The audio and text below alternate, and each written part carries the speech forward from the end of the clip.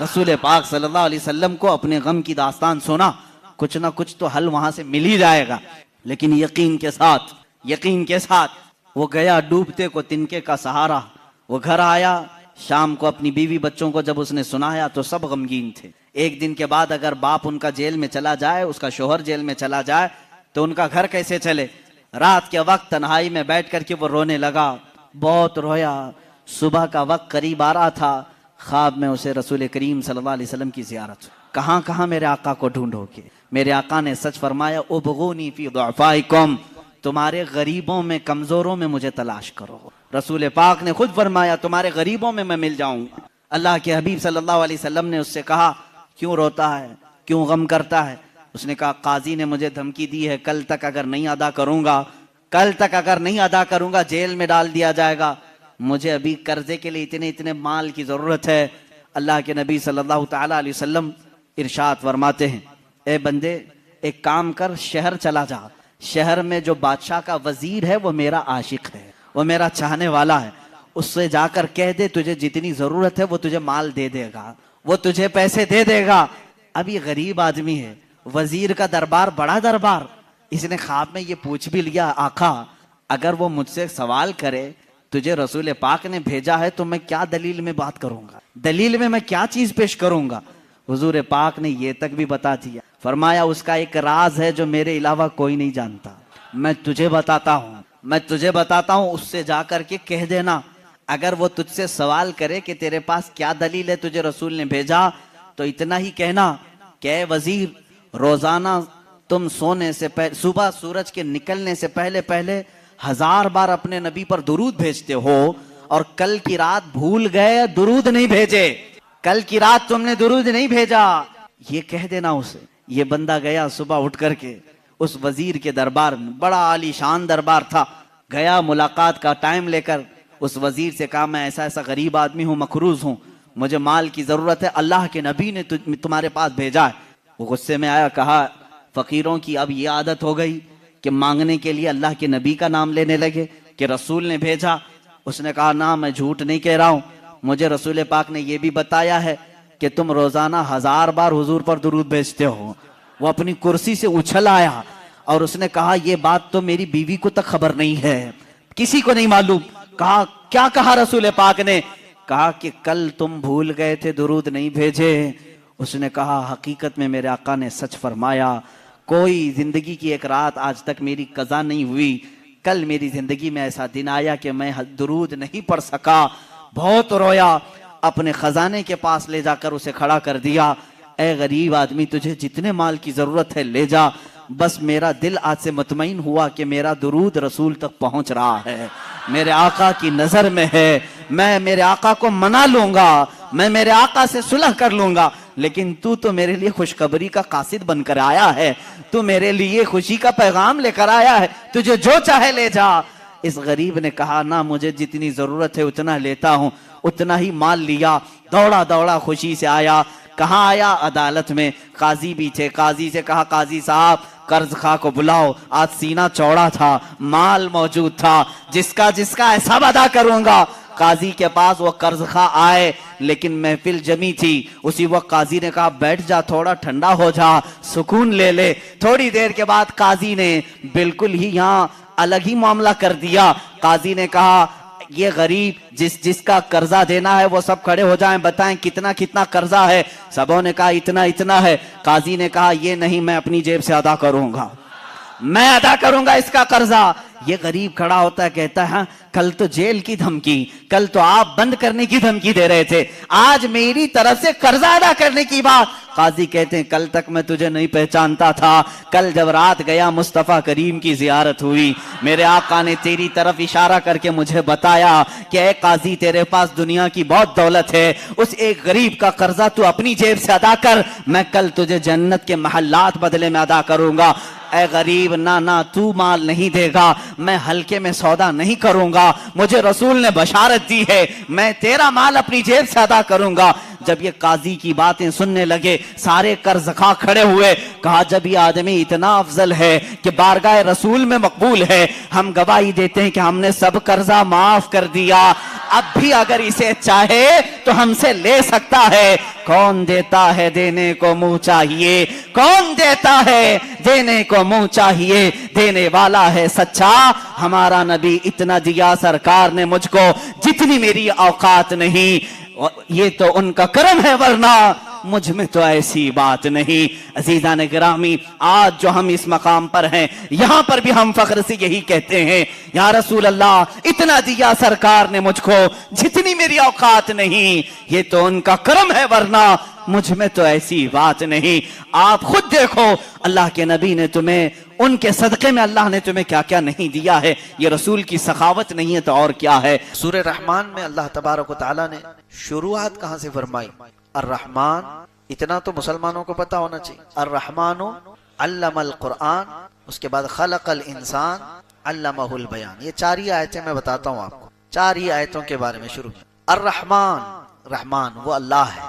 رحمان علم القرآن, اس نے قرآن سکھایا. علم القرآن کا مطلب ہوا قرآن سکھایا. یہاں پر کس کو سکھایا ہے کچھ نہیں ہے. الرحمن علم القرآن دوسرے نمبر پر آیت ہے. رحمان ہے جس نے قرآن سکھایا. تیسرے نمبر پر آتی ہے خلق الانسان, پھر انسان کو پیدا کیا. انسان کو پیدا کیا. رحمان ہے, اس نے قرآن سکھایا, انسان کو پیدا کیا. انسان کو پیدا کرنے والی آیت بعد میں ہے, قرآن سکھانے والی پہلے ہے. تو پہلے کس کو سکھایا گیا؟ پھر وہ رحمان ہے, قرآن سکھایا. کس کو سکھایا؟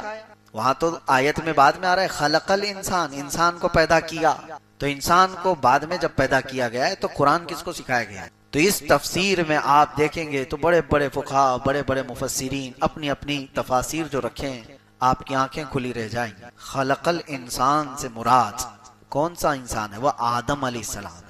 آدم علیہ السلام کو پیدا کیا. اور علم القرآن, قرآن کس کو سکھایا؟ وہ نور محمدی کو سکھایا, جس کا فرمان خود فرمان عالی شان ہے, کنت نبیا و آدم بین الماء والتین. میں تو اس وقت بھی نبی تھا جب آدم کو مٹی اور پانی میں گوندھا جا رہا تھا. پتا چلا کہ انسان آدم علیہ السلام اگر یہاں مراد ہیں تو ان کے آنے سے پہلے بھی کوئی تھا.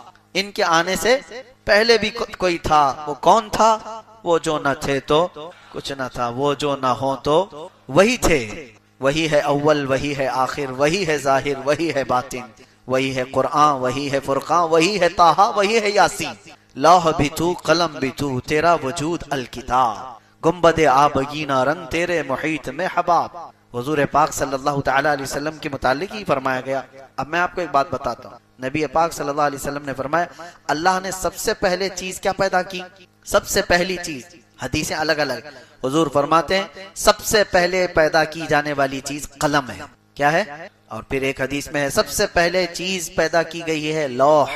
لوح کا مطلب وہ تختی جس پر سارے لوگوں کی تقدیریں لکھی گئی. تو ایک حدیث میں ہے کہ اللہ کے نبی صلی اللہ علیہ وسلم فرماتے ہیں سب سے پہلے اللہ نے قلم کو پیدا کیا, اور ایک حدیث میں سب سے پہلے اللہ نے لوح کو پیدا کیا. اور حدیث جابر میں تو اللہ کے نبی فرماتے ہیں سب سے پہلے اللہ نے میرے نور کو پیدا کیا, حضور کے نور کو پیدا کیا.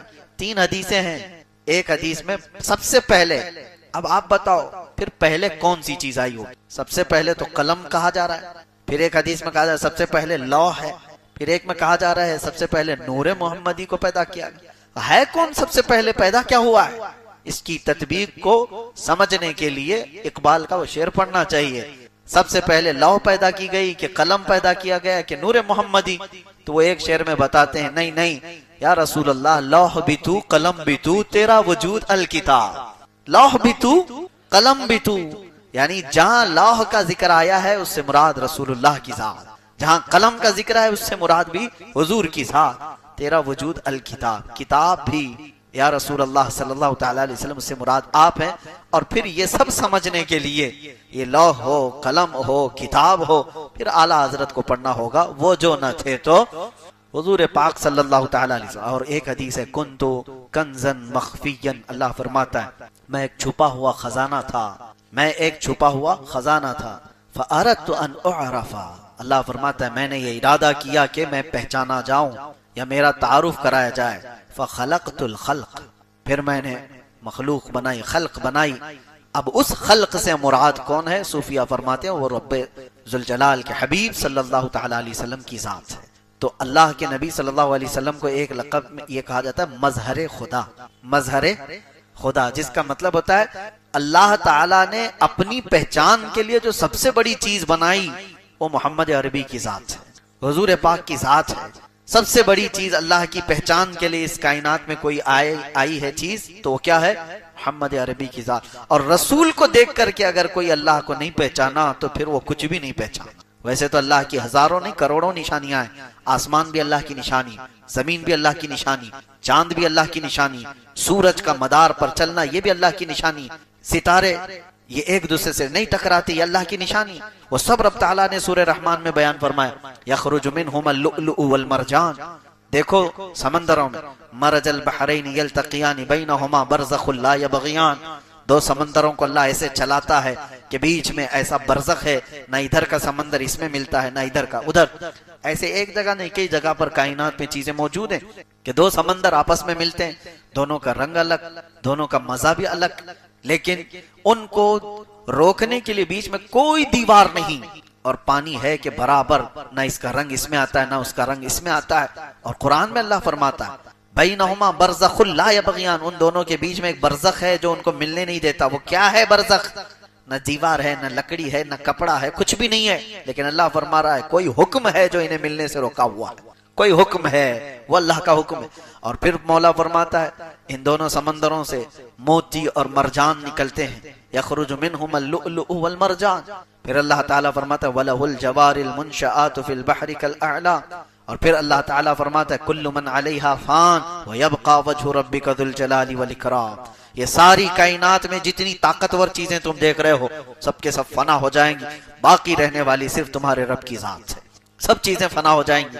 یہ پہاڑ اونچے اونچے پہاڑ جس کو ختم کرنے کے لیے سالوں لگ جاتے ہیں، ایک پہاڑ کو کاٹنے لگ جاؤ تو تمہاری زندگی ختم ہو جائے، لیکن یہ طاقتور پہاڑ اڑا دیے جائیں گے روئی کے پھائے کی طرح، یہ سارے سمندر اچھال دیے جائیں گے، وَإِذَا الْبِحَارُ سُجِّرَتْ، اللہ نے قرآن میں فرمایا سمندروں میں آگ لگا دی جائے گی، چاند اور سورج ٹکرا دیے جائیں گے، اِذَا الشَّمْسُ كُوِّرَتْ وَإِذَا النُّجُومُ انْكَدَرَتْ، ستارے آپس میں ٹکرا دیے جائیں گے، چاند اور سورج کو ٹکرا دیا جائے گا، زمین میں ایک بڑا طوفان ہوگا، سب فنا ہو جائیں گے، لیکن اللہ رب العزت فرماتا وَيَبْقَى وَجْهُ رَبِّكَ ذُو الْجَلَالِ وَالْإِكْرَامِ، عظمت اور جلال والے تمہارے رب کی ذات باقی رہے، باقی کچھ نہیں رہے گا۔ اور یہ ساری نشانیاں بتا کر رب تبارک و تعالیٰ فرماتا ہے پھر تم کون کون سی نعمتوں کو جھٹلاؤ گے۔ اور ہم نے سورہ زاریات میں ایک بات یہ بھی پڑھی، ایک آیت یہ بھی پڑھی، اللہ فرماتا ہے وَفِي أَنفُسِكُمْ أَفَلَا تُبْصِرُونَ، تمہاری ذات میں میری نشانی ہے کیوں دیکھتے نہیں، وَفِي السَّمَاءِ رِزْقُكُمْ وَمَا تُوعَدُونَ،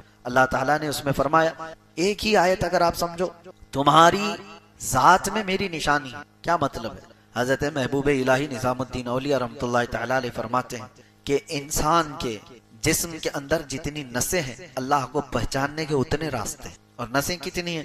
کہا گیا کہ کھول کر کے بچھا دیے جائیں تو ہزاروں کلومیٹر کا سفر ہو جائے، ہمارے جسم کے اندر کی جو رگیں ہیں اس کو کھول کر بچھا دیا جائے تو ہزاروں کلومیٹر کا سفر ہو جائے، کوئی آج تک گن نہ سکا کہ یہ رگیں کتنی ہیں نسیں کتنی، اس میں ایک ڈیمیج ہو جائے تو اس کو آدمی پھر ریکور نہیں کر پاتا۔ کچھ وہ ہوں گی جو نسیں بڑی آپ کو نظر آتی ہیں، کچھ وہ ہیں جو مائکروسکوپ سے دیکھی جاتی ہیں، خوردبین سے دیکھی جاتی ہیں، دماغ کے اندر ہی جو نسیں ہیں کئی 100 کلومیٹر تک اس کا مسافت ہو سکتی ہے۔ اور حضرت امام اعظم ابو حنیفہ رحمۃ اللہ تعالیٰ علیہ فرماتے ہیں من عرف نفسہ فقد عرف رب، جس نے اپنے آپ کو پہچان لیا وہ اپنے رب کو پہچان لیا۔ کبھی آپ دیکھو کون ہے جو میری پوری زندگی کا نظام سنبھالا ہوا ہے، کون ہے مجھے زمین پر صرف 2 ٹانگوں پر کھڑا رکھتا ہے، گرنے نہیں دیتا۔ امام جعفر صادق رضی اللہ تعالیٰ عنہ سے پوچھا گیا آپ کوئی نشانی بتائیں اللہ تبارک و تعالیٰ، تو فرماتے ہیں کہ پرندوں کو دیکھو، پرندوں کو دیکھو، وہ ایک تار پر پوری رات سو جاتے ہیں، انہیں گرنے کون نہیں دیتا، کون ہے جو انہیں گرنے سے بچاتا ہے؟ حقیقت ہے کبھی آپ نے سوچا اس طرح؟ نہ وہ جھولے کھاتے ہیں نہ ان کو، حالانکہ وہ گہری نیند میں سو جاتے ہیں پتلی پتلی 2 ٹانگوں سے ایک تار پر بیٹھ کر۔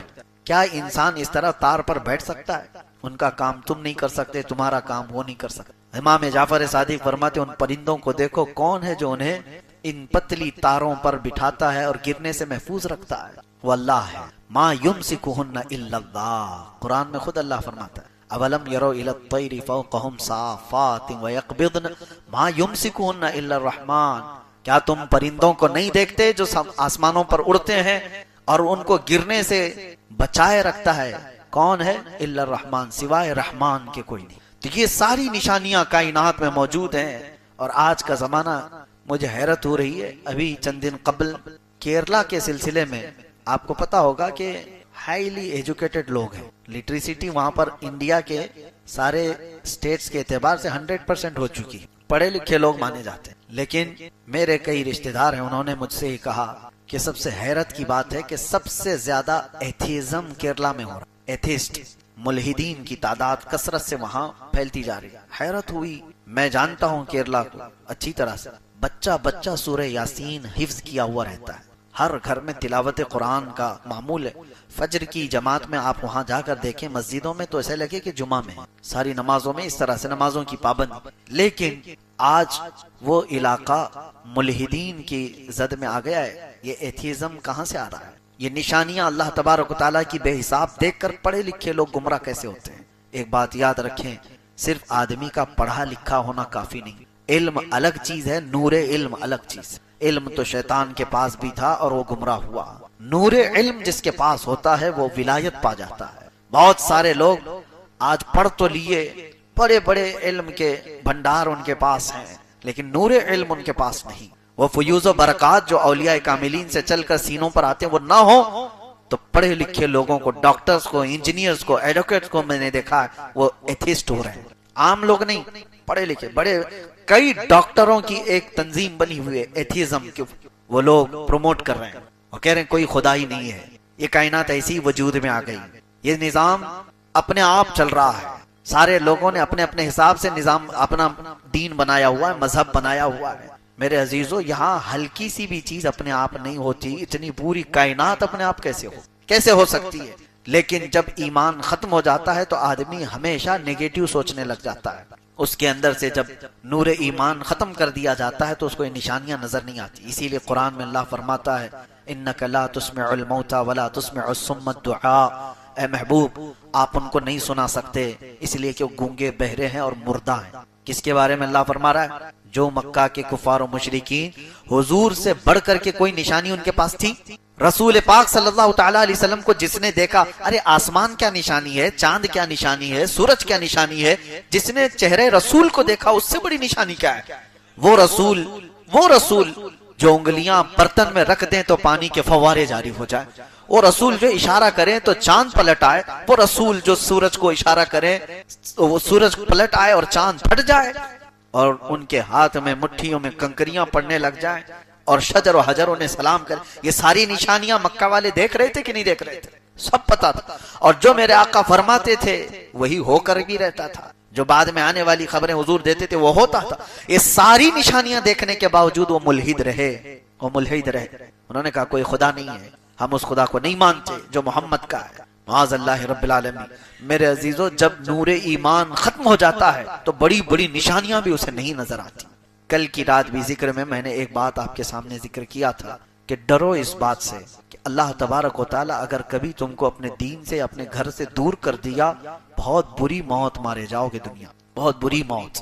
اور وہ سب سے بدنصیب شخص ہے، وہ محروم ہے جس کو اللہ تبارک و تعالیٰ دھیرے دھیرے اپنے دین سے دور کرتا ہے۔ یہ میں نے بہت سارے اپنے تجربے کی باتیں آپ کے سامنے رکھی کل بھی۔ مجھے ڈر ہے اس بات کا کہ اللہ تبارک و تعالیٰ جب کسی سے ناراض ہوتا ہے تو اس کے اندر سے ایمان کی دولت کو اور دین کی یہ صلاحیت کو ختم کر دیتا ہے۔ مجھے میرے والد گرامی فرمایا کرتے، بس اب میں ختم کر رہا ہوں، مسجد کے صدر تھے، متولی ہمارے ہاں کہا جاتا ہے، اور بڑے پرہیزگار اور ایک بڑے بزرگ کی خدمت گزار بھی تھے۔